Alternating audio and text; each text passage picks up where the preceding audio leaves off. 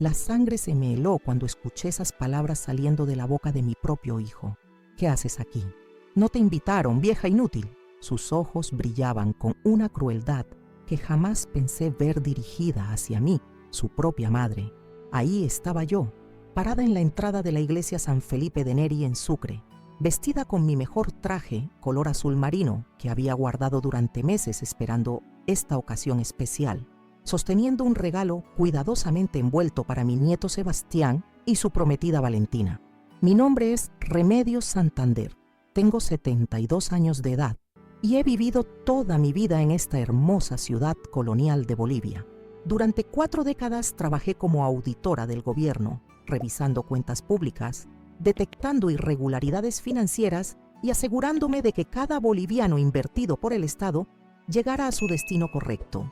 Era una profesión que requería precisión, paciencia y, sobre todo, la capacidad de ver lo que otros intentaban ocultar. Nunca imaginé que estas habilidades profesionales se volverían fundamentales para salvar a mi propia familia de la destrucción.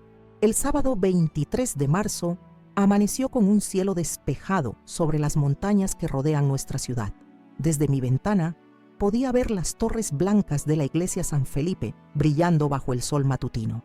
Era el día que había esperado durante meses, la boda de Sebastián, mi único nieto, el joven de 23 años que había estudiado ingeniería civil y encontrado el amor en Valentina, una nutricionista dulce y educada que conoció en la universidad. Me levanté temprano, como siempre hago, preparé mi café negro y me senté en mi sillón favorito para contemplar este día especial que se aproximaba. Durante años había soñado con participar en la boda de Sebastián. Imaginaba caminar orgullosamente hacia la iglesia, saludar a los familiares, abrazar a mi nieto antes de la ceremonia y ver lágrimas de felicidad rodar por sus mejillas cuando dijera sí acepto a la mujer que había elegido para compartir su vida. Esos sueños se hicieron pedazos 2 semanas antes cuando me enteré, no por mi familia, sino por doña Carmen, mi vecina, que no había sido incluida en la lista de invitados. Doña Carmen había visto la invitación en casa de los Herrera, los padres de Valentina, cuando fue a comprar el queso que ellos venden los martes y jueves. «Remedios», me dijo con cuidado, «vi que se casa tu nieto el próximo sábado. Qué alegría para la familia». Su tono sugería que sabía algo que yo debería saber también. Esa noche llamé a Sebastián. Su voz sonó extraña, incómoda, como si hubiera estado esperando mi llamada pero temiendo el momento. «Abuela», dijo después de una pausa larga.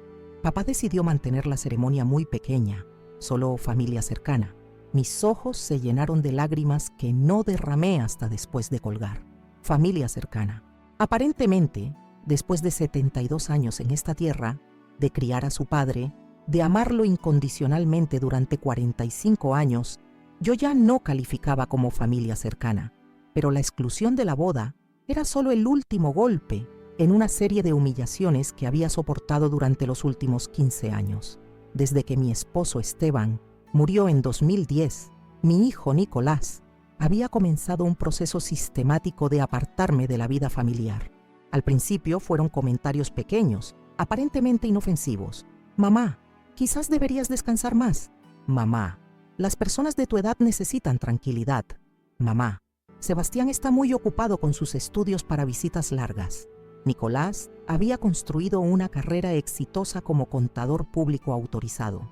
Su oficina en la calle Aniceto Arce siempre estaba llena de clientes importantes, comerciantes del mercado central, políticos locales, empresarios de la construcción. Manejaba contratos grandes con la alcaldía de Sucre, supervisaba presupuestos municipales y se había ganado reputación como un profesional confiable y eficiente. Por fuera, era el hijo ejemplar que cualquier madre se sentiría orgullosa de haber criado.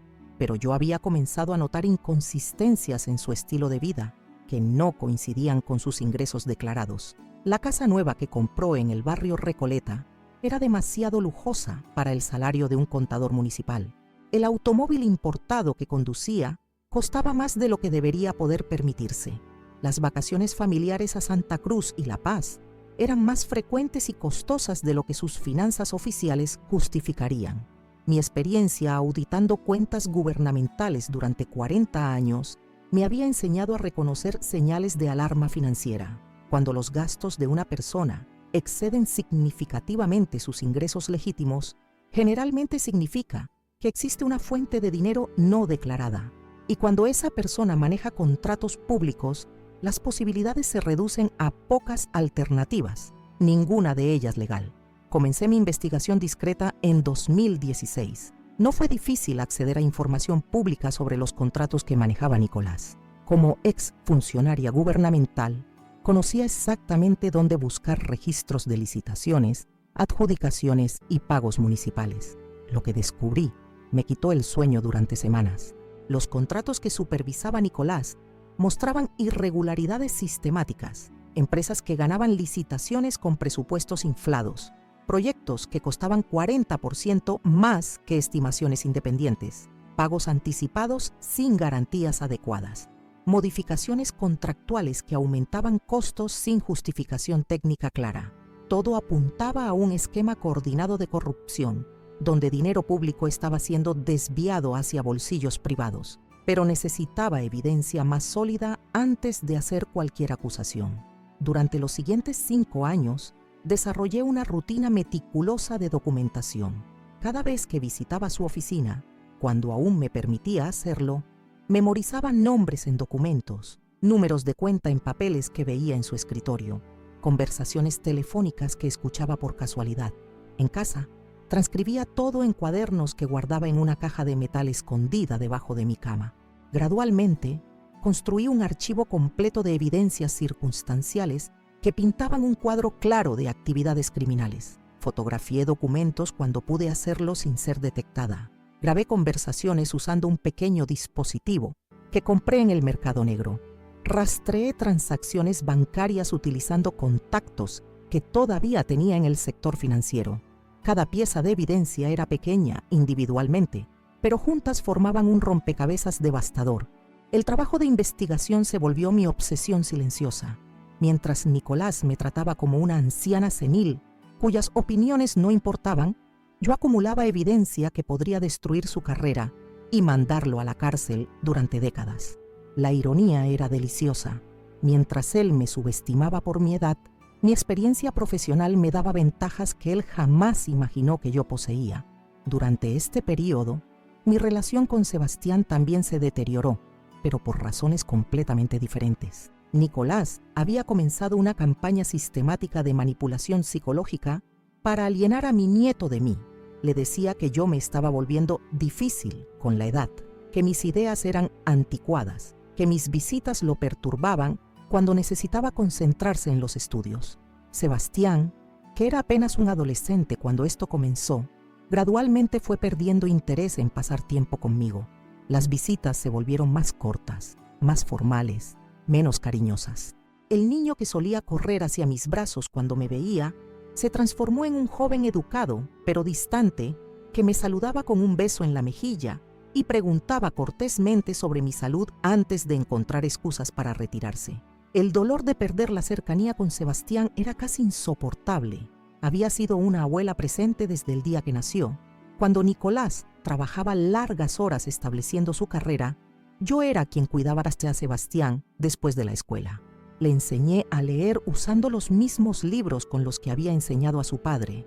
Le preparé miles de comidas, curé innumerables heridas menores, lo consolé durante pesadillas nocturnas. Pero Nicolás fue estratégico en cómo me separó de mi nieto.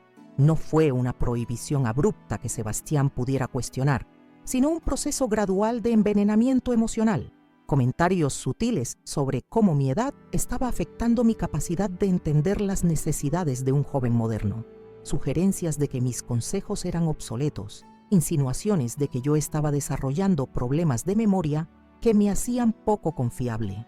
La manipulación funcionó perfectamente. Sebastián comenzó a verme como una figura del pasado, alguien que amaba, pero que pertenecía a una generación diferente, con poco que ofrecer a su vida contemporánea. Cuando cumplió 18 años y se mudó a un apartamento cerca de la universidad, sus visitas se volvieron aún más raras. Llamadas telefónicas ocasionales reemplazaron conversaciones cara a cara. Mensajes de texto cortos sustituyeron charlas largas sobre sus sueños y aspiraciones. Nicolás había logrado exactamente lo que quería: mi aislamiento completo de la vida familiar. Pero lo que no sabía era que durante todo ese tiempo yo había estado construyendo un caso legal contra él que era virtualmente imposible de refutar. Cada vez que me trataba con desprecio, cada vez que me excluía de eventos familiares, cada vez que me hacía sentir invisible, yo añadía otra pieza de evidencia a mi archivo secreto. El anuncio del compromiso de Sebastián llegó en diciembre de 2024. Me enteré nuevamente, no por mi familia, sino por el periódico local que publicó una foto de la pareja en la sección social. Sebastián se veía guapo y maduro en su traje oscuro, con su brazo alrededor de Valentina, quien sonreía radiante en un vestido elegante. La descripción mencionaba que la boda sería en marzo, en la iglesia San Felipe de Neri. Esa noche esperé hasta tarde y llamé a Sebastián para felicitarlo. Su alegría al escuchar mi voz me dio esperanza de que tal vez el tiempo había sanado algunas de las heridas que Nicolás había creado entre nosotros. «Abuela», dijo con entusiasmo genuino, «quería llamarte para contarte personalmente, pero papá dijo que era mejor esperar hasta que tuviéramos todos los detalles finalizados».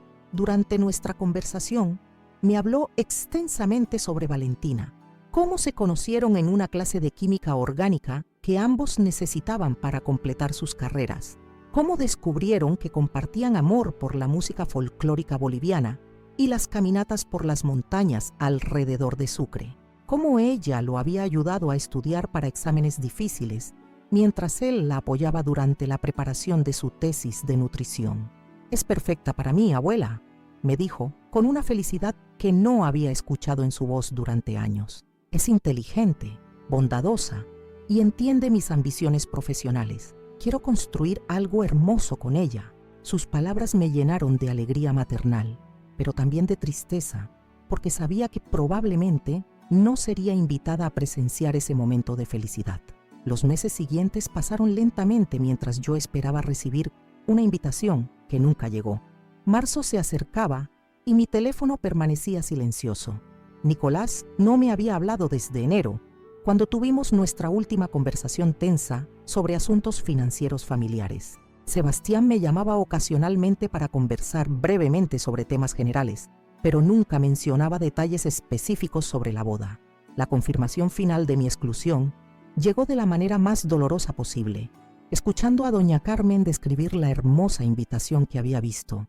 Papel grueso color marfil con lettering dorado, una imagen delicada de la iglesia San Felipe grabada en relieve, la fecha, la hora, los nombres de las familias invitadas, todo lo que representaba el comienzo oficial de una nueva generación en mi familia, y yo no era parte de ello. Esa noche tomé la decisión que cambiaría todo. Me vestiría con mi mejor ropa, compraría un regalo digno de la ocasión y asistiría a la boda de mi nieto sin importar las consecuencias. Si Nicolás quería humillarme públicamente, tendría esa oportunidad, pero también sería el momento perfecto para que él descubriera que había subestimado gravemente a la mujer que lo había criado. Pasé los días siguientes preparándome meticulosamente. Organicé todos mis archivos de evidencia en carpetas claramente marcadas. Preparé una lista de contactos en agencias gubernamentales que podrían actuar rápidamente sobre las denuncias que planeaba hacer. Practiqué en mi mente exactamente qué diría y en qué orden haría las llamadas telefónicas que cambiarían el destino de mi familia para siempre. El viernes por la noche, la víspera de la boda, me acosté temprano, pero no pude dormir. Mi mente repasaba todos los años de humillación, manipulación y exclusión que había soportado. Pensaba en mi difunto esposo Esteban y en cómo se sentiría sabiendo que el hijo que criamos juntos se había convertido en un criminal que maltrataba a su propia madre. Pero también pensaba en Sebastián y en cómo protegerlo de las consecuencias de las acciones de su padre. Cuando sonó mi alarma a las 6 de la mañana del sábado 23 de marzo, me levanté con una determinación que no había sentido en décadas. Era el día en que finalmente haría justicia, sin importar cuán devastadoras fueran las consecuencias para mi familia. Era el día en que Nicolás descubriría que llamar a alguien vieja e inútil puede ser el error más costoso de toda una vida. El taxi que había reservado llegó puntualmente a las 2 de la tarde. Mientras viajábamos por las calles empedradas de Sucre hacia la iglesia San Felipe de Neri, Observé las montañas que rodeaban nuestra ciudad y pensé en todas las generaciones de mi familia que habían caminado por estas mismas calles. Muy pronto, el nombre Santander sería conocido en Sucre, por razones muy diferentes a las que Nicolás había imaginado cuando construyó su imperio criminal. La iglesia se veía hermosa, decorada para la ocasión. Flores blancas y rosadas creaban un sendero romántico desde la entrada hasta el altar. Invitados elegantemente vestidos conversaban en pequeños grupos bajo el sol brillante de la tarde. Era exactamente como había imaginado que sería la boda de mi nieto, íntima, hermosa y llena de promesas para el futuro. Caminé lentamente hacia la entrada principal, sintiendo cómo mi corazón latía con una mezcla de nerviosismo y anticipación. En mi bolsa llevaba no solo un regalo para los novios, sino también el poder de destruir o salvar a mi familia, dependiendo de las decisiones que tomaría en los próximos minutos. Estaba a punto de descubrir si 40 años de experiencia auditando corrupción gubernamental me habían preparado adecuadamente para este momento de verdad absoluta. Fue entonces cuando vi a Nicolás emergiendo de detrás de una columna decorativa, su rostro transformándose de alegría cortés a furia pura en el momento que sus ojos se encontraron con los míos. Sus ojos brillaban con una hostilidad que me cortó la respiración. Nicolás se acercó hacia mí con pasos agresivos que resonaban sobre las piedras antiguas del atrio de la iglesia. Llevaba un traje gris carbón perfectamente cortado, una corbata de seda azul y zapatos de cuero italiano que probablemente costaban más que la pensión mensual de muchas personas en Sucre. Su cabello estaba peinado hacia atrás con gel importado y lucía un reloj dorado en la muñeca que reconocí como una marca suiza carísima. «¿Qué diablos haces aquí?», me preguntó sin bajar la voz, permitiendo que todos los invitados cercanos escucharan claramente sus palabras. Su tono era el mismo que usaría para dirigirse a una mendiga que hubiera entrado sin permiso a una fiesta privada. «Sabes perfectamente que no estás invitada a esta ceremonia». El shock inicial de escuchar esas palabras, viniendo de la boca de mi propio hijo, me paralizó momentáneamente. Durante 72 años en esta tierra, había enfrentado muchas situaciones difíciles. Había perdido a mis padres cuando apenas tenía 30 años. Había criado a Nicolás prácticamente sola, mientras mi esposo Esteban trabajaba turnos dobles en la mina de zinc para mantener a nuestra familia. Había sobrevivido a la crisis económica de los años 80, cuando los sueldos gubernamentales no alcanzaban ni para comprar pan, pero nunca, jamás había experimentado una traición tan profunda como la que estaba viviendo en ese momento. «Vine al casamiento de mi nieto», respondí con toda la dignidad que logré reunir, aunque sentía mis manos temblando ligeramente mientras sostenía el regalo que había envuelto cuidadosamente en papel dorado. «Soy su abuela, Nicolás. Tengo derechos de estar presente en el día más importante de su vida». Mi respuesta pareció enfurecerlo aún más. Se inclinó hacia mí hasta que pude sentir su aliento caliente en mi rostro, impregnado con el aroma de whisky caro que evidentemente había estado bebiendo para calmar sus nervios antes de la ceremonia. «¿Derechos?», escupió las palabras como si fueran veneno. «¿Qué derechos puede tener una vieja inútil como tú? Has sido una carga para esta familia durante años. Sebastián está mejor sin tu influencia negativa». Las palabras «vieja inútil» resonaron en mis oídos como campanas de iglesia tocando a muerto. Cada sílaba era un puñal clavándose directamente en mi corazón maternal. Pude sentir lágrimas calientes formándose en mis ojos, pero me negué rotundamente a permitir que rodaran por mis mejillas. No le daría la satisfacción de verme quebrarme públicamente después de años de humillaciones privadas. Miré alrededor del atrio y noté que aproximadamente 20 invitados habían formado un semicírculo irregular a nuestro alrededor, todos observando la escena con una mezcla de fascinación mórbida y incomodidad evidente. Reconocí algunas caras: don Arturo y doña Lucía Herrera, los padres de Valentina, quienes me miraban con expresiones de sorpresa y compasión. Había también varios jóvenes que supuse eran compañeros de universidad de Sebastián, algunos tomando fotografías discretas con sus teléfonos celulares. Entre los espectadores divisé al padre Miguel Ruiz, el sacerdote que iba a oficiar la ceremonia. Era un hombre de aproximadamente 50 años que conocía desde que llegó a la parroquia hace 15 años. Había bautizado a Sebastián cuando era bebé y había dado la extremaunción a mi esposo cuando murió. Sus ojos reflejaban tristeza profunda al presenciar esta confrontación familiar en los escalones de su iglesia. Nicolás, intenté una última apelación a cualquier vestigio de humanidad que pudiera quedar en mi hijo. Por favor, no hagas esto. No arruines el día de Sebastián con esta crueldad innecesaria. Podemos hablar de nuestros problemas después de la ceremonia, pero mis palabras solo sirvieron para intensificar su furia. Se irguió completamente, usando sus 1,85 centímetros de altura para intimidarme, y gritó lo suficientemente fuerte como para que incluso los invitados más distantes pudieran escuchar cada palabra. No hay nada que discutir. Eres una anciana amargada que vive en el pasado. Sebastián ha crecido perfectamente sin necesidad de tus consejos obsoletos y tus lamentos constantes. Cada palabra era calculada para causar el máximo dolor psicológico posible. Pude ver en sus ojos que estaba disfrutando mi humillación, que había planeado este momento público como una forma de eliminarme definitivamente de la vida familiar.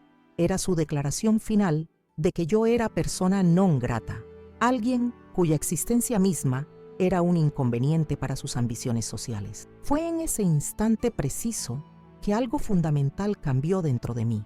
La tristeza y el shock inicial se transformaron en una claridad mental cristalina. Recordé súbitamente todas las noches que había pasado despierta durante los últimos 5 años, documentando meticulosamente cada irregularidad financiera en las actividades de Nicolás. Pensé en las carpetas llenas de evidencia que tenía organizadas en mi casa, cada documento una bomba de tiempo esperando el momento correcto para explotar. Una sonrisa comenzó a formarse lentamente en mis labios. Empezó como una curva casi imperceptible en las comisuras de mi boca, pero gradualmente se expandió hasta convertirse en una expresión de confianza absoluta que dejó a Nicolás completamente desconcertado. Había esperado lágrimas, súplicas, tal vez una retirada humillada. La sonrisa lo tomó totalmente por sorpresa. ¿De qué diablos te ríes?, preguntó con voz menos segura, evidentemente confundido por mi cambio radical de actitud. En lugar de responder inmediatamente, abrí mi bolsa de cuero negro con movimientos deliberadamente lentos y precisos. Era una cartera que había usado durante mis últimos años como auditora gubernamental, lo suficientemente grande para cargar documentos importantes, pero lo suficientemente elegante para reuniones oficiales. Nicolás observaba cada uno de mis gestos, tratando desesperadamente de descifrar qué estaba planeando hacer. Saqué mi teléfono celular, un modelo básico pero completamente funcional que había aprendido a manejar con sorprendente habilidad durante los últimos años. Lo sostuve a la altura de nuestros rostros para que pudiera ver claramente la pantalla mientras comenzaba a navegar por mi lista de contactos. Había organizado específicamente estos números en orden de importancia para el momento exacto que sabía eventualmente llegaría. ¿Sabes algo, Nicolás?, dije con una voz que había recuperado toda su fuerza y autoridad. Durante todos estos años me has tratado como si fuera una anciana senil que no entiende el mundo moderno. Has asumido que por tener 72 años automáticamente me volví incompetente e irrelevante. Marqué una pausa teatral, disfrutando cómo la confusión en su rostro se intensificaba con cada segundo que pasaba. Los invitados alrededor nuestro estaban absolutamente hipnotizados por el giro dramático que había tomado la confrontación. La abuela, aparentemente indefensa, había desaparecido, reemplazada por una mujer que irradiaba determinación y poder oculto. Lo que nunca consideraste, continué mientras seleccionaba el primer número en mi lista, es que 40 años trabajando como auditora del gobierno boliviano me enseñaron exactamente cómo identificar actividades criminales cuando las veo, especialmente cuando esas actividades involucran fondos públicos y contratos municipales. El color comenzó a drenarse lentamente del rostro de Nicolás. Sus ojos se fijaron en mi teléfono como si fuera una serpiente venenosa a punto de atacar. ¿De qué estás hablando?, preguntó, pero su voz había perdido toda la arrogancia anterior y ahora sonaba tensa y cautelosa. Estoy hablando de los contratos inflados que has estado manejando para la alcaldía durante los últimos 8 años, expliqué, mientras comenzaba a marcar el primer número.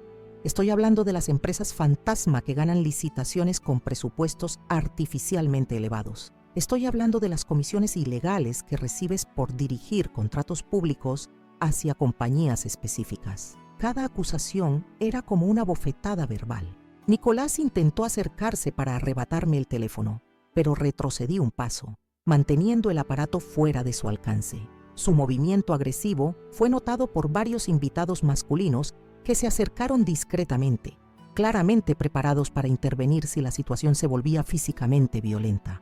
«Mamá, estás delirando», dijo con voz desesperada. Pero ya era demasiado tarde. El primer número había comenzado a sonar del otro lado de la línea. «Ministerio Público de Bolivia, Oficina de Delitos Financieros, buenas tardes», respondió una voz profesional y eficiente que reconocí como la de Dr. Fernando Morales, un fiscal con quien había trabajado en varios casos de corrupción durante mis últimos años en servicio. Dr. Morales, habla Remedios Santander. Espero que me recuerde. Trabajamos juntos en el caso de malversación de la cooperativa minera en 2018. Por supuesto que la recuerdo, doña Remedios. ¿En qué puedo ayudarla? Doctor, necesito hacer una denuncia formal por desvío sistemático de fondos públicos municipales. Tengo documentación substancial que he estado recolectando durante varios años sobre irregularidades en contratos de la alcaldía de Sucre. Se trata de un esquema complejo que involucra sobrefacturación, empresas fantasma y comisiones ilegales. La conversación duró exactamente 3 minutos y 40 segundos. Durante ese tiempo, Nicolás permaneció paralizado como una estatua, observando cómo su mundo comenzaba a colapsar a través de una simple llamada telefónica hecha por la mujer que él había subestimado completamente. Los invitados alrededor nuestro guardaban un silencio absoluto, fascinados por el drama que se desarrollaba ante sus ojos. Cuando terminé la primera llamada, el sudor había comenzado a formar gotas visibles en la frente de Nicolás, a pesar de la brisa fresca de la tarde boliviana. Sus manos temblaban ligeramente mientras intentaba mantener una fachada de control que claramente se estaba desmoronando. «Mamá, por favor», susurró con voz quebrada. «No sabes lo que estás haciendo. Esto va a destruir a toda la familia». «No, hijo mío», respondí con calma absoluta mientras comenzaba a marcar el segundo número. «Lo que va a destruir a esta familia ya lo hiciste tú durante años. Yo simplemente estoy limpiando el desastre que creaste». La segunda llamada fue a la Contraloría General del Estado. Esta conversación fue aún más específica y devastadora. Proporcioné números exactos de contratos, fechas precisas de transacciones sospechosas y nombres completos de empresas involucradas en el esquema. Mi interlocutor tomó notas detalladas y me aseguró que una investigación formal comenzaría inmediatamente. Durante la tercera llamada, dirigida a la Unidad de Investigaciones Financieras, Nicolás finalmente intentó una súplica desesperada. «Mamá, podemos arreglar esto en privado. No necesitas involucrar a las autoridades. Puedo explicarte todo. Puedo devolver cualquier dinero que pienses que tomé ilegalmente». Su admisión implícita de culpabilidad fue escuchada claramente por todos los presentes. Varios invitados intercambiaron miradas significativas, claramente procesando la magnitud de lo que estaban presenciando. La boda del año en Sucre se había transformado en la exposición pública de un escándalo de corrupción mayor. «¿Ahora quieres negociar?», le pregunté mientras terminaba la tercera llamada. «Después de años de llamarme senil, de apartarme de mi nieto, de tratarme como basura, después de humillarme públicamente hace 5 minutos llamándome vieja e inútil, es demasiado tarde para conversaciones privadas, Nicolás». Comencé a marcar el cuarto número cuando escuchamos una voz familiar gritando desde la entrada de la iglesia. «¡Abuela! ¡Abuela, viniste!». Era Sebastián, corriendo hacia nosotros con su traje de novio impecable y una expresión de alegría pura que se transformó gradualmente en confusión al acercarse y notar la tensión palpable en el ambiente. Detrás de él venía Valentina, absolutamente radiante en su vestido de novia de encaje blanco que había sido el sueño de toda joven boliviana. Su velo de seda flotaba delicadamente detrás de ella mientras caminaba con la gracia natural de una bailarina, pero su sonrisa comenzó a desvanecerse cuando se dio cuenta de que algo muy serio estaba ocurriendo entre su nuevo suegro y su abuela política. ¿Qué está pasando aquí?, preguntó Sebastián, mirando alternadamente a su padre, a mí y al círculo de invitados que observaban la escena con expresiones que variaban desde fascinación hasta horror. ¿Por qué todos están parados aquí? ¿No deberíamos estar entrando a la iglesia? Nicolás intentó rápidamente recuperar el control de la situación. Se acercó a su hijo con una sonrisa forzada que no logró ocultar el pánico en sus ojos. No es nada importante, Sebastián. Tu abuela y yo estábamos discutiendo algunos asuntos familiares menores. No hay razón para preocuparse en tu día especial. Pero yo no estaba dispuesta a permitir que minimizara la gravedad de lo que había ocurrido. Miré directamente a los ojos de mi nieto y dije con voz clara y firme: Sebastián, tu padre acababa de llamarme vieja inútil delante de todos estos invitados y me dijo que no tengo derecho a estar en tu boda. El impacto de mis palabras en Sebastián fue inmediato y devastador. Su rostro perdió todo color y sus ojos se llenaron de una mezcla de shock, tristeza e incredulidad. Se volvió lentamente hacia su padre con una expresión que jamás había mostrado antes, desilusión profunda y genuina. Papá, susurró con voz temblorosa, por favor dime que la abuela está exagerando. Por favor dime que no le dijiste eso en el día de mi boda. Nicolás abrió la boca para responder, probablemente para inventar alguna excusa o justificación, pero ya no tenía tiempo para mentiras adicionales. El sonido distintivo de sirenas policiales comenzó a escucharse en la distancia, acercándose rápidamente hacia la iglesia San Felipe de Neri. Las sirenas crecían en volumen con cada segundo que pasaba, creando una banda sonora surrealista para lo que se suponía que era el día más feliz en la vida de mi nieto. Los invitados comenzaron a murmurar nerviosamente entre ellos, claramente conectando la llegada inminente de las autoridades con las llamadas telefónicas que acababan de presenciar. Valentina se acercó a mí con lágrimas en sus hermosos ojos marrones. Doña Remedios, dijo con voz suave pero llena de determinación, no importa lo que esté pasando entre usted y don Nicolás. Usted es la abuela de mi esposo, y eso significa que es parte de mi familia también. Debería estar aquí celebrando con nosotros. Sus palabras me tocaron profundamente, especialmente porque venían de una joven que acababa de conocerme y que estaba viendo su día de bodas transformarse en un drama familiar público. Su generosidad de espíritu en medio del caos me recordó por qué Sebastián había elegido también a su compañera de vida. Las sirenas estaban ahora muy cerca. Nicolás miró desesperadamente hacia las calles que rodeaban la iglesia, como si estuviera considerando huir, pero era demasiado tarde para escapes. Su mundo cuidadosamente construido de respetabilidad social y éxito profesional estaba a punto de colapsar completamente, y todo había comenzado con la decisión fatal de humillar públicamente a la mujer que lo había criado. Mientras esperábamos la llegada de las autoridades, pensé en todos los años que había pasado documentando silenciosamente los crímenes de mi propio hijo, esperando que algún día encontrara la manera de redimirse. Pero ese día había llegado y pasado. Ahora solo quedaba la justicia, fría e implacable como las montañas que rodeaban nuestra ciudad colonial. 3 vehículos oficiales aparecieron simultáneamente en la Plaza 25 de Mayo, sus luces azules creando destellos intermitentes contra las fachadas coloniales blancas que rodeaban la iglesia. El contraste entre las sirenas modernas y la arquitectura del siglo XVI creaba una escena casi cinematográfica que ninguno de los presentes olvidaría jamás. Los automóviles se detuvieron con precisión militar frente a los escalones de piedra tallada de San Felipe de Neri. Del primer vehículo descendieron 2 agentes de la FELCC, vestidos con trajes oscuros y corbatas sobrias, que inmediatamente establecieron un perímetro visual alrededor del área donde nos encontrábamos. Sus movimientos eran profesionales y eficientes, evidenciando años de experiencia manejando arrestos en situaciones públicas delicadas. Uno de ellos, un hombre de aproximadamente 40 años con cabello gris prematuro, se dirigió directamente hacia mí. «¿Señora Remedios Santander?», preguntó con voz cortés pero autoritaria. «Sí, soy yo», respondí manteniendo la compostura que había desarrollado durante décadas de trabajo gubernamental. «Y señalé directamente a Nicolás, es el investigado, Nicolás Santander». Mi hijo había adoptado una postura defensiva que lo hacía parecer un animal acorralado.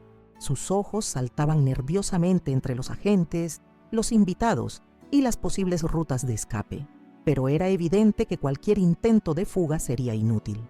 El segundo agente se había posicionado estratégicamente para bloquear el acceso hacia las calles laterales. Sebastián permanecía inmóvil entre Valentina y yo, su rostro reflejando una mezcla de incredulidad y devastación que me partía el corazón. Este era su día de bodas, el momento que había soñado durante años, y ahora se estaba convirtiendo en una pesadilla familiar que lo marcaría para siempre. Valentina mantenía su brazo entrelazado con el de mi nieto, ofreciéndole apoyo silencioso mientras procesaba la magnitud de lo que estaba presenciando. «Señor Nicolás Santander», anunció el agente principal con voz que resonó claramente en todo el atrio. «Tengo órdenes de conducirlo para interrogatorio en relación con denuncias de malversación de fondos públicos, corrupción en contratos municipales y lavado de activos. Tiene derecho a permanecer callado y a solicitar presencia de abogado durante cualquier declaración». Las palabras oficiales cayeron sobre los invitados como granizo sobre un campo de flores. Murmullos nerviosos comenzaron a circular entre los grupos de familiares y amigos que habían venido a celebrar una unión matrimonial y ahora encontraban presenciando un arresto por crímenes financieros graves. Varias personas comenzaron a alejarse discretamente, evidentemente incómodas por estar asociadas con el escándalo que se desarrollaba. Nicolás levantó ambas manos en gesto defensivo. «Esto es un malentendido terrible», declaró con voz que intentaba sonar confiada, pero que claramente temblaba por los nervios. «Soy contador público autorizado con licencia vigente. Todos mis contratos con entidades gubernamentales han sido completamente legales y transparentes». El agente principal consultó una carpeta que había traído desde su vehículo. «Señor Santander, las denuncias incluyen documentación específica sobre irregularidades en por lo menos 27 contratos municipales supervisados por su oficina entre 2017 y 2025. Los montos involucrados superan los 2 millones de bolivianos. Esa cifra provocó reacciones audibles entre los invitados. Don Arturo Herrera silbó suavemente por lo bajo, mientras que doña Lucía se llevó la mano al pecho en gesto de shock genuino. Varios jóvenes comenzaron a tomar fotografías con sus teléfonos, claramente conscientes de que estaban documentando un evento que se volvería viral en las redes sociales de Sucre. «Papá», Sebastián encontró finalmente su voz, aunque sonaba ronca y quebrada. «¿Es verdad lo que están diciendo? ¿Realmente has estado robando dinero del gobierno?» Antes de que Nicolás pudiera responder, saqué de mi bolsa una de las carpetas que había preparado meticulosamente durante años. Era una recopilación de los documentos más incriminatorios que había logrado obtener, organizados cronológicamente para demostrar un patrón sistemático de actividades criminales. «Sebastián, mi querido nieto», dije mientras abría la carpeta, «tu padre no solo ha estado desviando fondos públicos, ha estado usando tu información personal para crear cuentas bancarias falsas que utilizaba para lavar el dinero robado. Saqué varios documentos que mostraban aplicaciones bancarias donde aparecían datos personales de Sebastián, su número de carnet de identidad, copias de su certificado de nacimiento y hasta fotografías de su cédula universitaria. Todo había sido usado sin su conocimiento para establecer cuentas que facilitaran las transferencias ilegales. ¿Usó mis documentos?». Sebastián tomó los papeles con manos que temblaban visiblemente. Sus ojos recorrían las páginas, reconociendo su propia información personal en contextos que jamás había autorizado. «Papá, ¿cómo conseguiste estos documentos? ¿Por qué están mis datos en estas aplicaciones bancarias?». Valentina se acercó para examinar los documentos por encima del hombro de su esposo. Sus ojos se abrieron con horror al comprender las implicaciones de lo que estaba viendo. «Sebastián», susurró, «si tu nombre está en estas cuentas, podría ser considerado cómplice de los crímenes». La realización de que había sido usado como herramienta involuntaria en las actividades criminales de su padre golpeó a Sebastián como un puñetazo físico. Su rostro perdió todo color restante y tuvo que apoyarse contra una columna para mantenerse erguido. El joven que hacía 30 minutos se preparaba para el día más feliz de su vida, ahora enfrentaba la posibilidad de investigaciones legales por crímenes que no sabía que se estaban cometiendo en su nombre. «Tranquilo, mi amor», le dije, colocando mi mano en su hombro. Por eso hice estas denuncias de esta manera específica. En mi declaración a las autoridades establecí claramente que fuiste víctima de identity theft y que no tenías conocimiento de estas actividades. Los documentos que entregué incluyen evidencia de que estabas estudiando tiempo completo cuando estas cuentas fueron abiertas. Nicolás finalmente estalló en desesperación absoluta. «¡Basta!», gritó con voz que se quebró en la última sílaba. «Mamá, estás destruyendo a toda la familia. Sebastián acaba de casarse. No podías esperar una semana más para hacer esto». Me volví hacia él con una calma que me sorprendió incluso a mí misma. Décadas de rabia acumulada se habían cristalizado en una determinación inquebrantable que me daba fuerzas que no sabía poseer. «¿Una semana más?», pregunté retóricamente. «Nicolás, he esperado 8 años para este momento. 8 años durante los cuales has continuado robando, mintiendo y manipulando. 8 años durante los cuales me has tratado como basura y has alienado a mi nieto de mí sistemáticamente». Saqué otra carpeta de mi bolsa, esta conteniendo fotografías que había tomado secretamente de documentos en su oficina durante mis raras visitas permitidas. Las imágenes mostraban contratos con firmas falsificadas, facturas infladas y transferencias a empresas que existían solo en papel. «¿Sabes cuántas noches he pasado sin dormir documentando tus crímenes?», continué mientras mostraba las fotografías una por una. «¿Cuántas veces me levanté a las 3 de la mañana para transcribir conversaciones telefónicas comprometedoras que había memorizado?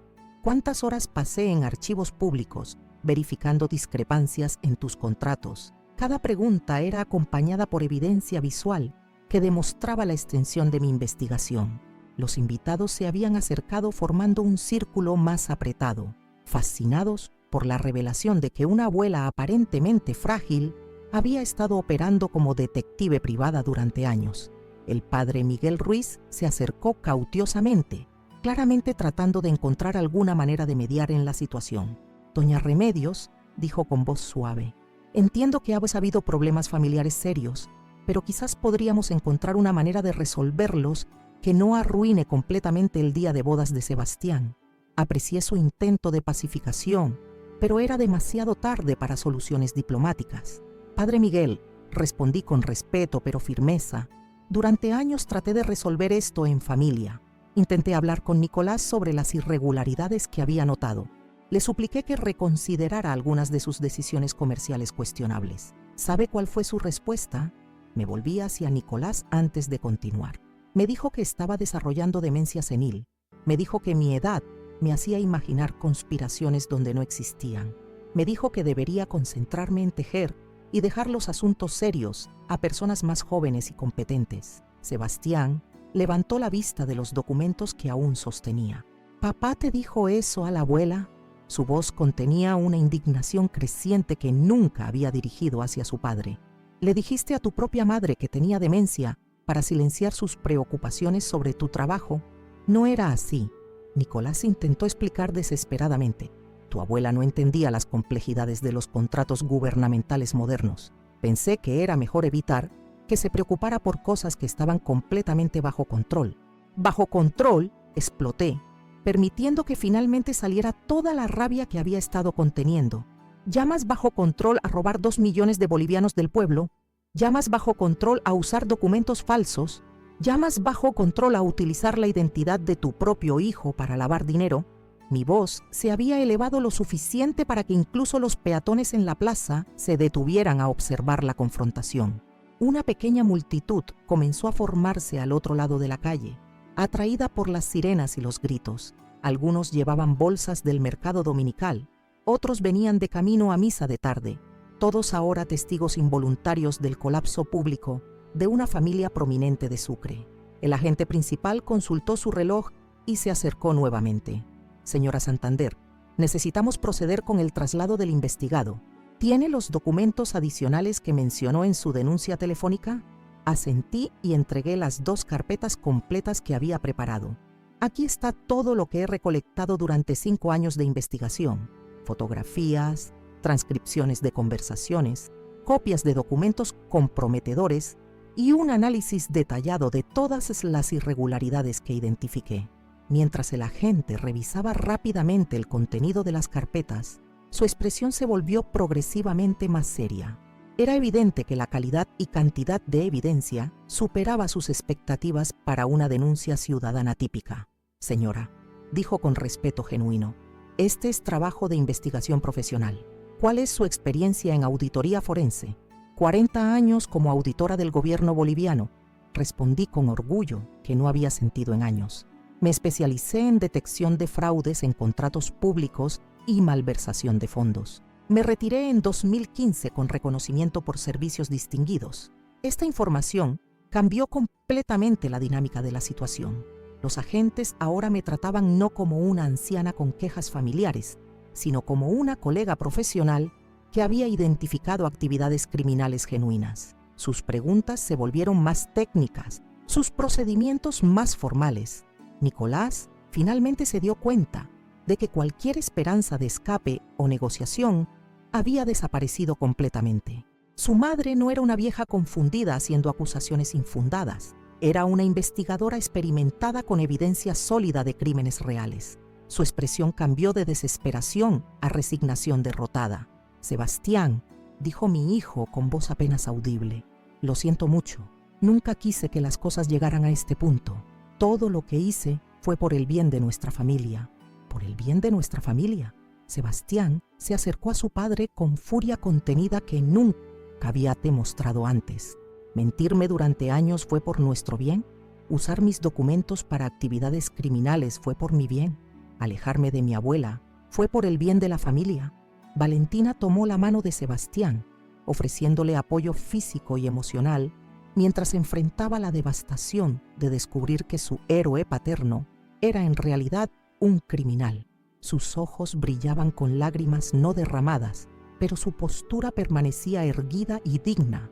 Doña Remedios, dijo mi nuera dirigiéndose directamente a mí, aunque esto esté arruinando nuestro día de bodas, estoy agradecida de que haya tenido el valor de exponer la verdad.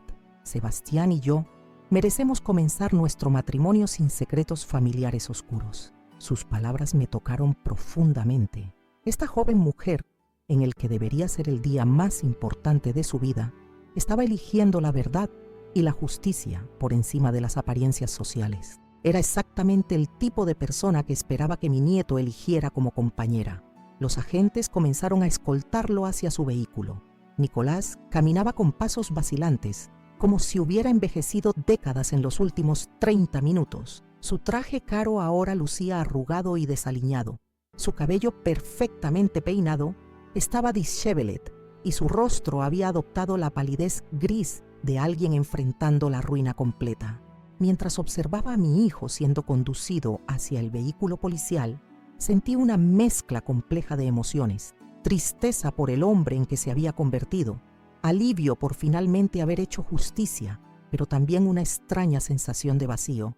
Durante años, mi vida había estado dominada por la investigación secreta de sus actividades. Ahora que todo había terminado, tendría que reconstruir una identidad que no estuviera definida por la traición familiar. Sebastián se acercó y me abrazó con fuerza que expresaba gratitud, perdón y amor al mismo tiempo. Abuela, susurró en mi oído, perdóname por haber creído sus mentiras sobre ti. Perdóname por no haber visto lo que realmente estaba pasando. El abrazo duró varios minutos, durante los cuales finalmente permití que las lágrimas que había estado conteniendo rodaran libremente por mis mejillas. Eran lágrimas de alivio, de tristeza, pero principalmente de esperanza para el futuro. Después de que los vehículos policiales desaparecieron por las calles empedradas de Sucre, llevándose a Nicolás hacia su destino inevitable, un silencio extraño se instaló sobre el atrio de la iglesia. Los invitados permanecían agrupados en pequeños círculos, susurrando entre ellos sobre lo que acababan de presenciar. Era como si todos necesitaran procesar colectivamente la transformación dramática de una celebración matrimonial en una exposición pública de crímenes familiares. Sebastián me mantenía abrazada contra su pecho y podía sentir cómo su respiración gradualmente se normalizaba después del shock inicial. Valentina permanecía a nuestro lado, su vestido de novia creando un contraste surrealista con la gravedad de los eventos recientes. Su mano descansaba suavemente en el brazo de mi nieto, ofreciendo el tipo de apoyo silencioso que solo puede brindar el amor verdadero. «Abuela», dijo Sebastián, finalmente separándose lo suficiente para mirarme directamente a los ojos. «Necesito entender exactamente qué ha estado pasando todos estos años. ¿Desde cuándo sabías sobre las actividades ilegales de papá?». Era una pregunta que había temido, pero esperado desde el momento en que decidí exponer toda la verdad. Sabía que Sebastián merecía conocer cada detalle de cómo había descubierto gradualmente la naturaleza criminal de su padre y por qué había esperado tanto tiempo antes de actuar. «Comencé a sospechar en 2017», expliqué mientras nos sentábamos en los escalones de mármol de la iglesia. Varios invitados se acercaron discretamente para escuchar, claramente fascinados por la historia completa detrás del drama que habían presenciado. «Tu padre había comprado esa casa nueva en Recoleta y cuando me invitó a verla, algo no cuadraba con los números. Recordaba vívidamente esa tarde de octubre cuando Nicolás me había llevado orgullosamente a recorrer su nueva propiedad. Era una construcción hermosa de 2 pisos con jardín amplio, piscina y acabados importados que claramente habían costado una fortuna. Mientras él me mostraba cada habitación describiendo las mejoras que planeaba hacer, yo mentalmente calculaba cuánto dinero se necesitaría para una compra así. Como auditora, tenía acceso a registros salariales gubernamentales», continué explicando. «Sabía exactamente cuánto ganaba tu padre como contador municipal. Incluso considerando bonificaciones y trabajo freelance adicional, sus ingresos oficiales no justificaban ese nivel de gastos». Valentina se acomodó su vestido cuidadosamente para sentarse junto a nosotros. «¿Y qué hizo cuando notó esas inconsistencias? ¿Habló con él directamente?». Asentí tristemente. «Lo intenté varias veces. La primera ocasión fue durante la cena navideña de 2017. Le pregunté casualmente cómo había logrado financiar la casa nueva, sugiriendo que tal vez había recibido alguna herencia o encontrado oportunidades de inversión particularmente buenas. Recordaba la reacción de Nicolás como si hubiera sido ayer. Su expresión se había endurecido inmediatamente y había respondido con irritación que mis preguntas eran inapropiadas y que personas de mi edad no entendían las complejidades del mundo financiero moderno. Había sugerido que sería mejor que me concentrara en disfrutar mi jubilación en lugar de preocuparme por asuntos que estaban fuera de mi comprensión. Esa respuesta me confirmó que había algo que ocultar, expliqué. Un hombre inocente habría estado feliz de explicar su éxito financiero a su madre, pero Nicolás se puso defensivo y evasivo inmediatamente. Don Arturo Herrera, que había estado escuchando desde cierta distancia, se acercó y se disculpó por interrumpir. «Doña Remedios, perdone mi intromisión, pero como padre de Valentina, necesito entender la gravedad de esta situación. ¿Qué tan extensas eran las actividades criminales de Nicolás?». Era una pregunta legítima de un hombre preocupado por el futuro de su hija. Saqué de mi bolsa un pequeño cuaderno de notas que había llevado específicamente para esta ocasión. Contenía un resumen de todos los hallazgos principales de mi investigación de 5 años. Durante mi investigación identifiqué irregularidades en 27 contratos municipales diferentes. Comencé leyendo de mis notas. El patrón era consistente. Empresas pequeñas ganaban licitaciones con presupuestos inflados entre 30 y 40% por encima de estimaciones independientes. Abrí el cuaderno a una página específica donde había creado un gráfico detallado. Por ejemplo, el contrato para renovación de la Plaza San Sebastián fue adjudicado por 400,000 bolivianos a una empresa llamada Constructora Andina. Mis contactos en el Departamento de Obras Públicas me confirmaron que 3 empresas más establecidas habían presentado presupuestos entre 280 y 300,000 bolivianos. Sebastián estudió los números con la precisión de alguien entrenado en ingeniería. «Esa diferencia es enorme. ¿Cómo lograba papá justificar esas discrepancias?».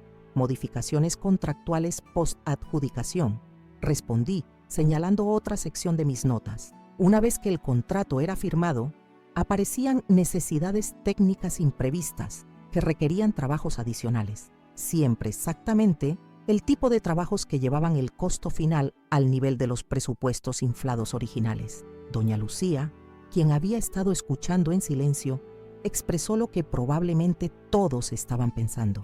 «Pero, ¿cómo una empresa puede continuar ganando contratos con presupuestos tan obviamente inflados?». ¿No hay controles gubernamentales para prevenir esto? Sonreía amargamente antes de responder. Ahí es donde entraba el papel específico de Nicolás. Como contador supervisor de contratos municipales, él era responsable de revisar y aprobar todas las licitaciones antes de que fueran presentadas al alcalde para firma final. La realización de cómo había funcionado el esquema comenzó a manifestarse en los rostros de quienes escuchaban. Nicolás no era simplemente un beneficiario pasivo de la corrupción, era el arquitecto principal del sistema que permitía el robo sistemático de fondos públicos. Básicamente, continuó explicando, él controlaba qué empresas recibían información detallada sobre los criterios de evaluación. También determinaba cuáles propuestas técnicas serían consideradas adecuadas para cada proyecto específico. Saqué otra carpeta que contenía fotografías de documentos que había logrado obtener discretamente durante mis visitas a la oficina de Nicolás. Las imágenes mostraban correspondencia entre él y varias empresas construcción, coordinando detalles que claramente iban más allá de las responsabilidades normales de un contador municipal. Aquí pueden ver intercambios de emails donde Nicolás proporciona información privilegiada sobre proyectos antes de que sean anunciados públicamente. Señalé, mostrando las fotografías una por una. Esta comunicación data de marzo de 2019, 3 semanas antes de que la licitación para renovación del Mercado Central fuera oficialmente publicada. Valentina examinó cuidadosamente las imágenes. ¿Cómo logró obtener estos documentos? ¿No era riesgoso intentar fotografiarlos? Reconocí la pregunta como expresión de admiración por mi determinación investigativa, pero también de preocupación retrospectiva por mi seguridad. Desarrollé una rutina muy cuidadosa, expliqué. Durante los últimos 3 años, Nicolás me permitía visitarlo en la oficina una vez cada 2 meses, generalmente los viernes por la tarde, cuando la mayoría del personal ya se había retirado. Recordaba vívidamente esas visitas tensas. Nicolás me recibía con cortesía fría, ofreciéndome café mientras revisaba documentos en su escritorio. Aparentemente, pensaba que estaba siendo un buen hijo, manteniendo contacto regular con su madre anciana. En realidad, me estaba proporcionando acceso perfecto a información incriminatoria. El truco era memorizar información rápidamente, continué. 40 años auditando documentos gubernamentales me habían enseñado a identificar y recordar detalles importantes después de una sola lectura rápida. Sebastián meneó la cabeza con asombro. No puedo creer que hayas estado haciendo trabajo de detective durante años sin que nadie se diera cuenta. No solo trabajo de detective, aclaré abriendo otra sección de mi cuaderno. También investigación financiera forense. Había establecido contactos en varios bancos locales que me ayudaron a rastrear transferencias sospechosas. Don Arturo se inclinó hacia adelante con interés profesional. ¿Cómo logró acceder a información bancaria privada? Pensé que eso requería órdenes judiciales. Sonreí por primera vez desde que había llegado a la iglesia. No necesitaba acceder a cuentas privadas directamente. Bastaba con verificar movimientos en cuentas corporativas que son parcialmente públicas, especialmente cuando involucran transacciones con entidades gubernamentales. Durante mis años como auditora, había desarrollado una red extensa de contactos en el sector financiero boliviano, gerentes bancarios, analistas de riesgo, supervisores de cumplimiento, todos profesionales que conocían mi reputación y estaban dispuestos a proporcionar información general sobre patrones de transacciones sin violar confidencialidades específicas. Por ejemplo, expliqué señalando otra página de notas. Pude confirmar que Constructora Andina, la empresa que ganó múltiples contratos inflados, había recibido transferencias grandes inmediatamente antes de cada adjudicación, siempre cantidades exactamente equivalentes al 20% del valor del contrato. Valentina procesó rápidamente las implicaciones.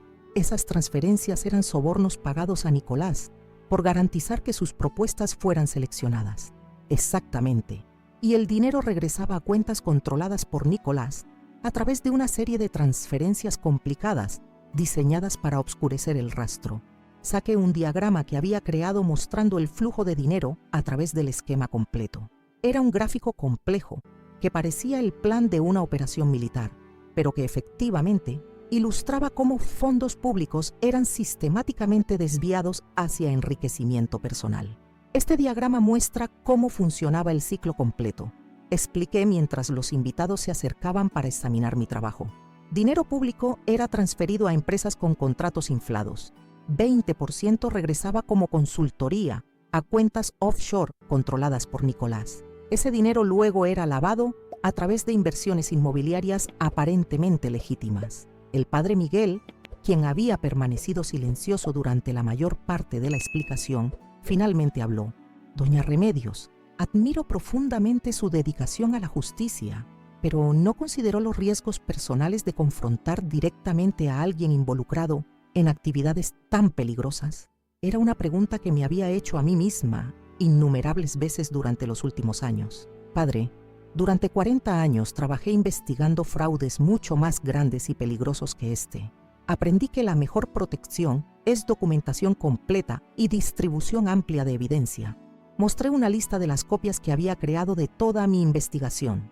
Existen copias completas de todos estos archivos en 3 ubicaciones diferentes: mi casa, una caja de seguridad bancaria y con mi abogado personal. También había preparado una carta explicando toda la situación que sería entregada automáticamente a las autoridades si algo me pasara. Sebastián palideció al comprender que su abuela había estado operando bajo amenaza potencial durante años.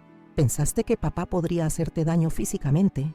Consideré la pregunta cuidadosamente antes de responder. No creo que Nicolás sea violento por naturaleza, pero hombres desesperados toman decisiones desesperadas. Preferí estar preparada para cualquier posibilidad. Doña Lucía expresó admiración genuina. Señora Remedios, usted manejó esta situación con más profesionalismo que muchos investigadores oficiales. ¿Por qué esperó tanto tiempo antes de presentar las denuncias? Era la pregunta más difícil de todas, porque la respuesta involucraba admitir esperanzas que ahora parecían ingenuas. Honestamente, esperaba que Nicolás eventualmente se diera cuenta del daño que estaba causando y decidiera cambiar de rumbo voluntariamente. Paré para controlar la emoción antes de continuar. A pesar de todo lo que había hecho, seguía siendo mi hijo. Quería creer que el niño bondadoso que había criado todavía existía en algún lugar dentro del hombre corrupto en que se había convertido. Sebastián tomó mi mano entre las suyas. ¿Qué cambió tu mente? ¿Por qué decidiste finalmente actuar hoy? 2 razones, respondí levantando 2 dedos. Primera, cuando me enteré de que no había sido invitada a tu boda, me di cuenta de que Nicolás nunca cambiaría. Segunda y más importante, descubrí que había comenzado a usar tu identidad para crear cuentas bancarias adicionales. Saqué los documentos más recientes de mi investigación, fechados apenas 2 semanas antes. Estos registros muestran aplicaciones para 3 cuentas nuevas usando tu información personal. Si yo no hubiera intervenido, habría sido implicated automáticamente en sus crímenes cuando las autoridades finalmente descubrieran el esquema. La gravedad de lo que su padre había estado planeando golpeó a Sebastián como una revelación devastadora. No solo había sido excluido emocionalmente de la vida familiar, sino que había estado siendo preparado como chivo expiatorio involuntario para actividades criminales que nunca conoció. «Gracias, abuela», susurró con lágrimas en los ojos. «Salvaste mi futuro además del tuyo». Mientras permanecíamos sentados en los escalones de la iglesia, rodeados por invitados que gradualmente comprendían la magnitud completa de lo que habían presenciado, sentí una paz profunda que no había experimentado en años. La verdad finalmente había sido revelada, la justicia estaba siendo servida y mi familia podía comenzar el proceso de sanación. El padre Miguel finalmente tomó la iniciativa de organizar lo que quedaba del día. Se acercó a nosotros con expresión comprensiva pero práctica, claramente consciente de que necesitaba encontrar una solución que honrara tanto la gravedad de los eventos como el deseo original de celebrar la unión matrimonial. «Sebastián, Valentina», dijo con voz gentil pero firme, «entiendo que este ha sido un día extraordinariamente difícil para ustedes, pero también sé que han estado planificando esta ceremonia durante meses. Si aún desean proceder con la boda, estoy completamente dispuesto a oficiarla». Sebastián y Valentina se miraron durante un momento que pareció eterno. Podía ver el conflicto en sus rostros, el deseo de celebrar su amor contra la devastación de los eventos familiares recientes. Era una decisión que ninguna pareja debería tener que enfrentar el día de su matrimonio. «¿Qué piensas tú, mi amor?», preguntó Sebastián a Valentina, claramente queriendo que ella tomara la decisión final. Valentina se puso de pie y alisó su vestido con movimientos deliberados y dignos. Sebastián, hemos esperado este día durante 2 años. No voy a permitir que las acciones criminales de tu padre arruinen el comienzo de nuestra vida juntos. Se volvió hacia mí con determinación brillando en sus ojos oscuros. Doña Remedios, usted acaba de demostrar un valor extraordinario exponiendo la verdad sin importar las consecuencias personales. Eso es exactamente el tipo de ejemplo que quiero para nuestra familia. Por favor, camine conmigo hacia el altar. Sus palabras me emocionaron profundamente. Esta joven mujer, en el que debería ser el momento más perfecto de su vida, estaba eligiendo incluirme en su ceremonia después de haber presenciado el colapso dramático de su nueva familia política. Era un gesto de gracia y perdón que me recordó por qué Sebastián había elegido tan sabiamente. Sería un honor, respondí tomando su brazo extendido. Los invitados que permanecían, aproximadamente la mitad del grupo original, comenzaron a organizarse para ingresar a la iglesia. Algunos habían decidido retirarse discretamente, evidentemente incómodos por estar asociados con el escándalo, pero los que quedaron parecían genuinamente comprometidos con celebrar el matrimonio, a pesar de las circunstancias extraordinarias. Mientras caminábamos por el pasillo central de San Felipe de Neri, observé la hermosa arquitectura colonial que había sido testigo de centenares de ceremonias durante más de 4 siglos. Las paredes de adobe blanco estaban decoradas con flores frescas que Valentina había seleccionado personalmente, rosas blancas de los valles cercanos a Sucre, lirios amarillos del mercado central y hojas de eucalipto que creaban un aroma delicado y limpio. La ceremonia fue emotiva y significativa, de maneras que probablemente no habríamos anticipado en circunstancias normales. Cuando el padre Miguel preguntó si alguien tenía objeciones al matrimonio, el silencio que siguió fue profundo y reverente. Era como si todos los presentes entendieran que esta pareja había sido probada por adversidad extraordinaria antes incluso de pronunciar sus votos. Sebastián habló primero cuando llegó el momento de los votos personales. Valentina, este día ha sido muy diferente de lo que planeamos, pero me ha enseñado algo importante sobre ti. Has demostrado gracia bajo presión, compasión en medio del caos y lealtad familiar incluso cuando la familia está quebrada. Prometo amarte no solo en los días felices que planeamos, sino también durante las crisis que no podemos anticipar. Valentina respondió con voz clara que resonó hasta las vigas de madera del techo. Sebastián, hoy he visto a tu abuela arriesgar todo para proteger nuestra familia de la corrupción y la mentira. He visto tu valor al enfrentar verdades dolorosas sobre tu padre. Prometo que construiremos nuestro matrimonio sobre honestidad absoluta, sin importar cuán difícil sea la verdad. Cuando intercambiaron anillos, noté que las manos de ambos estaban completamente estables. A pesar del trauma del día, habían encontrado fortaleza en su compromiso mutuo. Era hermoso presenciar cómo el amor genuino podía triunfar sobre circunstancias devastadoras. Después de la ceremonia, los invitados se reunieron en el jardín posterior de la iglesia para una recepción íntima. Doña Lucía había trabajado milagros reorganizando el catering para acomodar el grupo más pequeño. Las mesas estaban decoradas con manteles de encaje blanco y centros de mesa hechos con flores silvestres de las montañas circundantes. Durante la cena, don Arturo se levantó para ofrecer un brindis que ninguno de nosotros olvidaría jamás. Amigos, familia, hemos sido testigos hoy de eventos extraordinarios. Hemos visto cómo la corrupción puede infiltrar incluso las familias más respetadas, pero también hemos visto cómo el valor de una mujer puede exponer la verdad y proteger a los inocentes. Levantó su copa hacia mí. Doña Remedios, usted nos ha enseñado que la edad no disminuye la capacidad para la justicia y que una madre verdadera protege a su familia incluso cuando eso significa confrontar a su propio hijo. Su ejemplo nos inspira a todos. Los aplausos que siguieron fueron caluros y genuinos. Por primera vez en 15 años, me sentí valorada y respetada por mi propia familia y comunidad. Era una sensación que había olvidado completamente durante los años de manipulación y exclusión. Sebastián se acercó durante el baile y me invitó a danzar la primera canción que habríamos compartido desde que era niño. Mientras nos movíamos lentamente al ritmo de una melodía folclórica boliviana, me susurró al oído: Abuela, siento mucho todos los años perdidos. Prometo que nunca más permitiré que alguien me aleje de ti. No hay nada que perdonar, mi querido, respondí abrazándolo más fuerte. Tu padre era muy hábil manipulando situaciones.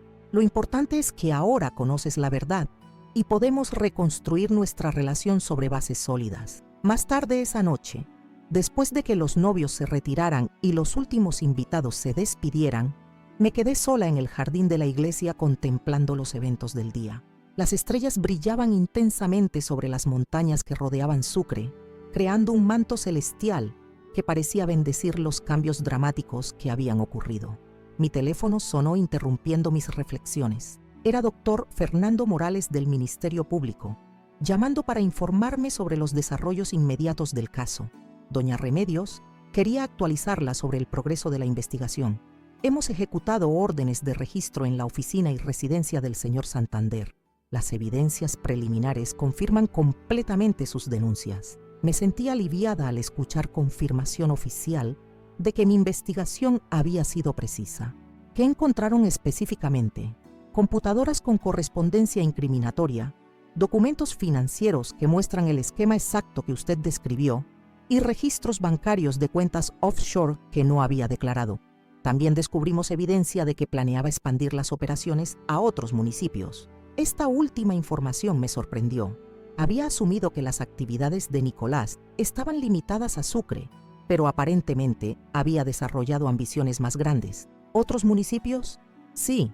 Encontramos correspondencia con oficiales en Potosí y Tarija sobre oportunidades de consultoría que siguen el mismo patrón que identificó usted. Su intervención probablemente previno la expansión de una red de corrupción mucho más amplia. Cuando terminé la llamada, me di cuenta de que las consecuencias de mis acciones se extendían mucho más allá de mi familia inmediata. Había ayudado a exponer un esquema que podría haber causado daño económico significativo a múltiples comunidades bolivianas. Los días siguientes trajeron un flujo constante de investigadores, periodistas y funcionarios gubernamentales que querían entrevistarme sobre mi investigación. La historia se había vuelto nacional, con titulares describiendo cómo una abuela jubilada había desmantelado una red de corrupción municipal usando técnicas de auditoría forense. Sebastián y Valentina cancelaron su luna de miel originalmente planeada para quedarse cerca y ayudarme a navegar la atención mediática. Habían decidido convertir su apartamento temporal en una residencia permanente en el mismo barrio donde yo vivía, permitiéndonos mantener contacto diario. 3 semanas después del arresto, recibí una llamada inesperada de la oficina del alcalde. Me invitaban a reunirme con él para discutir posibles mejoras en los procedimientos de auditoría municipal. Era irónico que después de años de ser tratada como incompetente por mi edad, ahora las autoridades buscaran mi experiencia para prevenir futuros casos de corrupción. La reunión resultó en una oferta para servir como consultora independiente en la revisión de contratos municipales. Era trabajo de medio tiempo que me permitiría usar mis habilidades profesionales mientras mantenía tiempo para disfrutar mi nueva relación con Sebastián y Valentina. Un mes después de la boda, Nicolás fue formalmente acusado de malversación de fondos públicos, lavado de dinero y fraude documental. Su juicio fue programado para 6 meses después. Los abogados estimaban que enfrentaría entre 8 y 12 años de prisión si era declarado culpable de todos los cargos. Durante una de mis visitas semanales a Sebastián y Valentina, mi nieto me preguntó si había considerado visitar a su padre en prisión. Era una pregunta que había estado evitando contemplar seriamente. No sé si estoy lista para esa conversación, admití honestamente. Parte de mí todavía espera que muestre remordimiento genuino por lo que hizo, no solo tristeza por haber sido descubierto. Sebastián asintió comprensivamente. No hay prisa, abuela. Cuando y si decides que quieres hablar con él, estaremos aquí para apoyarte. Esa noche, sola en mi casa, reflexioné sobre el costo personal de mis decisiones. Había perdido a mi hijo, al menos temporalmente, pero había salvado a mi nieto, había protegido fondos públicos importantes y había demostrado que la justicia puede prevalecer incluso en circunstancias familiares complicadas. Mientras me preparaba para dormir, miré la fotografía de mi difunto esposo que mantenía en la mesa de noche. Esteban, susurré, Espero que estés orgulloso de las decisiones que tomé. Fue doloroso, pero era necesario. Por primera vez en años, dormí profundamente y sin pesadillas, sabiendo que había hecho lo correcto sin importar las consecuencias personales. Aquí estoy, 6 meses después de ese sábado, que transformó para siempre el destino de mi familia, compartiendo con ustedes esta historia que aún me emociona cada vez que recuerdo los detalles. Mientras escribo estas líneas desde mi nueva oficina en la alcaldía de Sucre, donde trabajo como consultora independiente en auditoría municipal, siento una tranquilidad en el corazón que no había experimentado durante décadas. La vida me enseñó que la venganza más dulce no es la que se busca con odio, sino la que llega naturalmente cuando la verdad finalmente sale a la luz. Durante 15 años soporté humillaciones, manipulaciones y exclusión familiar, siempre creyendo que tal vez algún día las cosas mejorarían por sí solas. Pero aprendí que la injusticia no se corrige con esperanza pasiva, sino con acción decidida y evidencia sólida. Cuando camino por las calles empedradas de Sucre y veo la iglesia San Felipe de Neri, donde ocurrió la confrontación que cambió todo, recuerdo vívidamente cada momento de esa tarde extraordinaria. La expresión de shock en el rostro de Nicolás cuando me vio sonreír en lugar de llorar. La fascinación de los invitados mientras presenciaban cómo una abuela aparentemente indefensa se transformaba en una fuerza implacable de justicia. El sonido de las sirenas acercándose para llevarse al hombre que había subestimado gravemente a la mujer que lo crió. El juicio de Nicolás terminó hace 3 meses con una sentencia de 10 años de prisión. Durante el proceso legal quedaron completamente expuestos todos los detalles del esquema de corrupción que había operado durante 8 años. Los medios de comunicación bolivianos cubrieron extensamente el caso, describiéndolo como uno de los ejemplos más claros de cómo la determinación ciudadana puede desenmascarar la corrupción gubernamental. Nunca visité a Nicolás en prisión durante los meses previos al juicio. Sebastián me preguntaba ocasionalmente si planeaba hacerlo, pero honestamente no sentía que estuviera lista para esa conversación. Parte de mí todavía esperaba algún signo de remordimiento genuino, alguna indicación de que el hombre que había criado con tanto amor aún existía en algún lugar dentro del criminal en que se había convertido. Esa reconciliación finalmente llegó hace 2 semanas, cuando recibí una carta escrita a mano desde la penitenciaría San Pedro, en La Paz. Nicolás había sido transferido allí después de que las autoridades determinaran que necesitaba estar lejos de Sucre para evitar interferencias con testigos locales. La carta era diferente a cualquier comunicación que hubiera recibido de él durante años. No contenía justificaciones, excusas o intentos de minimizar sus acciones. Era simplemente una confesión honesta de sus errores y una disculpa sincera por el daño que había causado a nuestra familia. Escribía sobre cómo el éxito financiero se había convertido gradualmente en una obsesión que lo cegó a las consecuencias morales de sus acciones. Lo que más me conmovió fue un párrafo donde describía cómo había comenzado a ver sesiones con un psicólogo en prisión, trabajando para entender cómo había justificado mentalmente años de comportamiento criminoso. Admitía que había desarrollado una arrogancia que lo hacía sentir superior a las leyes que gobernaban a otras personas, especialmente a familiares que consideraban menos sofisticados.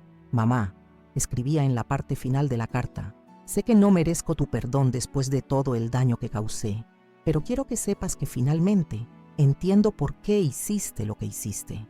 No fue crueldad hacia mí, sino protección hacia Sebastián y hacia todas las personas que habrían resultado perjudicadas si yo hubiera continuado con mis actividades. Fue este el acto final de amor maternal, detener a tu propio hijo cuando se había vuelto peligroso para otros». Después de leer esa carta varias veces, decidí programar una visita para el próximo mes. No porque esté lista para restablecer completamente nuestra relación, sino porque creo que ambos necesitamos esa conversación para poder avanzar de manera saludable. Mientras tanto, mi vida se ha transformado de maneras que jamás habría anticipado. El trabajo de consultoría en la alcaldía me ha devuelto un sentido de propósito profesional que pensé había perdido para siempre cuando me jubilé. Estoy ayudando a implementar sistemas de auditoría que harán mucho más difícil que futuros casos de corrupción pasen desapercibidos. Más importante aún, mi relación con Sebastián y Valentina se ha vuelto más fuerte y cercana de lo que era incluso cuando él era niño. Ahora vienen a almorzar conmigo todos los domingos y durante la semana frecuentemente pasan por mi casa después del trabajo para conversar sobre sus días. Es la vida familiar que siempre soñé tener, pero que Nicolás había destruido sistemáticamente durante años. Sebastián completó su primera evaluación anual en el trabajo con excelentes calificaciones, confirmando que su posición se basaba genuinamente en mérito y no en los arreglos corruptos de su padre. Valentina fue promovida a supervisora en la clínica nutricional donde trabaja y me han invitado a ser madrina honoraria cuando abran su propia consulta privada el próximo año. Hace 3 meses recibí noticias que llenaron mi corazón de alegría. Valentina está embarazada. Seré bisabuela por primera vez a los 73 años. Ya hemos comenzado a preparar una habitación en mi casa para cuando el bebé necesite cuidado mientras sus padres trabajan. Será mi oportunidad de ser la abuela presente que siempre quise ser, pero que las manipulaciones de Nicolás me habían impedido ser con Sebastián. Durante estos meses también he recibido numerosas cartas de otras mujeres mayores en Bolivia que leyeron sobre mi historia en los periódicos.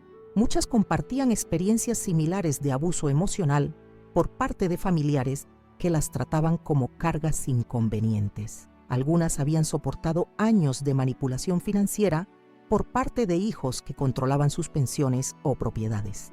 Estas cartas me inspiraron a comenzar un grupo de apoyo informal para mujeres de la tercera edad que enfrentan maltrato familiar. Nos reunimos cada miércoles en el centro comunitario cerca de mi casa, compartiendo experiencias y estrategias para mantener dignidad e independencia en nuestros años dorados. Es reconfortante descubrir que no estaba sola en mi experiencia y que juntas podemos encontrar fortaleza para enfrentar situaciones difíciles. Una de las lecciones más importantes que aprendí durante todo este proceso es que la edad nunca debe ser usada como justificación para tratar a alguien como incompetente o irrelevante. Durante años, Nicolás me convenció de que mi perspectiva había perdido valor simplemente porque tenía más de 65 años. Descubrí que en realidad mis décadas de experiencia me proporcionaban herramientas y conocimientos que personas más jóvenes simplemente no poseían. Mi carrera de 40 años como auditora gubernamental no se había vuelto obsoleta con mi jubilación. Por el contrario, esa experiencia acumulada se convirtió en la clave para identificar y documentar actividades criminales complejas que investigadores menos experimentados podrían haber pasado por alto. La paciencia, atención al detalle y comprensión de procedimientos burocráticos que había desarrollado durante décadas fueron exactamente las habilidades necesarias para construir un caso legal sólido. También aprendí que nunca es demasiado tarde para defender la justicia, sin importar cuán complicadas o dolorosas sean las circunstancias personales. Durante años, postpone la confrontación con Nicolás, porque esperaba que las cosas mejoraran naturalmente. Pero descubrí que algunos problemas requieren acción decisiva, incluso cuando esa acción puede tener consecuencias devastadoras para las relaciones familiares. La decisión de exponer los crímenes de mi propio hijo en el día de la boda de mi nieto fue extremadamente difícil. Sabía que arruinaría lo que se suponía era el día más feliz de la vida de Sebastián. Pero también sabía que si no actuaba en ese momento, tal vez nunca tendría otra oportunidad de proteger a mi familia de las consecuencias de las actividades criminales de Nicolás. Afortunadamente, Sebastián y Valentina demostraron una madurez extraordinaria al elegir la verdad por encima de las apariencias sociales. En lugar de resentirse conmigo por arruinar su día especial, me agradecieron por darles la oportunidad de construir su matrimonio sobre bases honestas. Su sabiduría y gracia durante esos momentos traumáticos me confirmaron que Sebastián había elegido perfectamente a su compañera de vida. Mirando hacia atrás, me doy cuenta de que los años más difíciles de mi vida también fueron los más formativos. El aislamiento forzado, la manipulación psicológica y la exclusión familiar me enseñaron a depender de mi propia fuerza interior de maneras que nunca había necesitado hacer antes.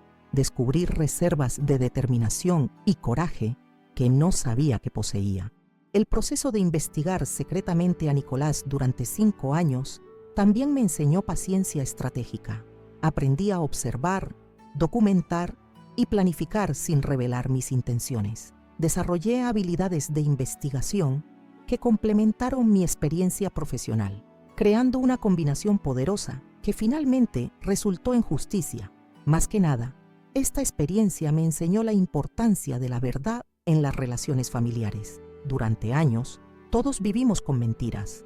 Yo fingiendo no saber sobre las actividades de Nicolás, él fingiendo ser un ciudadano respetable, Sebastián viviendo sin conocer la verdadera naturaleza de su padre. Solo cuando toda la verdad salió a la luz, pudimos comenzar el proceso de sanación genuina.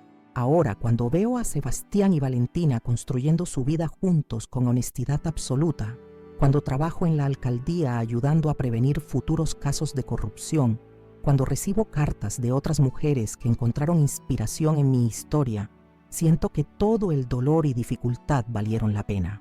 La justicia prevalece cuando personas comunes encuentran el valor para hacer lo correcto, sin importar el costo personal. Para todas las personas que están viendo este video, especialmente aquellas de mi generación, que pueden estar enfrentando situaciones similares, quiero que sepan que nunca es demasiado tarde para reclamar su dignidad. No permitan que nadie las trate como incompetentes simplemente por su edad. No acepten abuso o manipulación de familiares que deberían protegerlas. Y nunca olviden que tienen más poder y recursos de los que otros quieren que crean. Si están documentando irregularidades o sospechando actividades ilegales en su entorno, mantengan registros detallados y busquen ayuda profesional cuando sea apropiado. La evidencia sólida y la preparación cuidadosa son más poderosas que la confrontación emocional. Y recuerden que hacer lo correcto a veces requiere decisiones difíciles, pero esas decisiones fortalecen el carácter y protegen a las personas que amamos.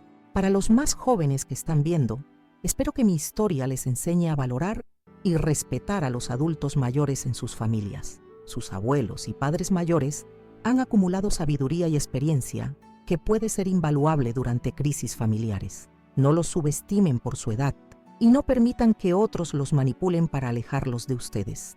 Esta historia que acabo de compartir requirió mucha valentía personal para revivir y muchísimo trabajo para presentarla, de manera que pueda inspirar y educar a otros. Grabar estos videos toma tiempo considerable, investigación cuidadosa y recursos significativos para producir contenido de calidad que merezca su atención. Si esta historia los conmovió o les enseñó algo importante, les pido encarecidamente que se suscriban al canal Abuela Recordó. Necesito que hagan clic en el botón de suscripción ahora mismo, porque eso me ayuda enormemente a continuar compartiendo historias reales de personas que enfrentaron adversidades y encontraron maneras de superarlas. Cada suscripción me motiva a seguir adelante con este trabajo que considero muy importante. También quiero que comenten este video con sus propias experiencias, sus pensamientos sobre mi historia y cualquier situación similar que puedan haber enfrentado en sus propias familias. Leo cada comentario personalmente y trato de responder cuando puedo. Sus comentarios crean una comunidad de apoyo, donde personas de todas las edades pueden compartir sabiduría y encontrar inspiración mutua. Por favor, dale like a este video también. Esos likes son cruciales para que YouTube muestre mi contenido a más personas que podrían beneficiarse de estas historias. Cada like expande nuestro alcance y permite que más personas encuentren esperanza y orientación durante sus propios momentos difíciles. Visiten los otros videos en el canal Abuela Recordó, donde encontrarán más historias reales de transformación, justicia y superación personal. Cada historia es diferente, pero todas comparten temas comunes de dignidad humana, valor personal y la importancia de defender lo correcto. Finalmente, si pueden y quieren apoyar financieramente este canal, consideren contribuir a través del botón Gracias. Estas donaciones me ayudan enormemente a cubrir los costos de producción de videos diarios de alta calidad, equipos de grabación, edición profesional, investigación de historias y el tiempo dedicado a crear contenido significativo requieren inversión considerable. Su apoyo financiero, incluso cantidades pequeñas, hace una diferencia enorme en mi capacidad de continuar este trabajo. Producir contenido auténtico y valioso todos los días Es un compromiso serio que requiere recursos. Con su ayuda a través de Gracias, puedo mantener la calidad y frecuencia que ustedes merecen. Cada donación, sin importar el monto, es profundamente apreciada y directamente invertida en mejorar el canal para todos ustedes. Gracias por acompañarme hasta el final de esta historia, que es tan especial para mí. Hasta el próximo video aquí en Abuela Recordó. Y recuerden siempre, nunca es demasiado tarde para hacer que prevalezca la justicia y nunca son demasiado mayores para cambiar el mundo.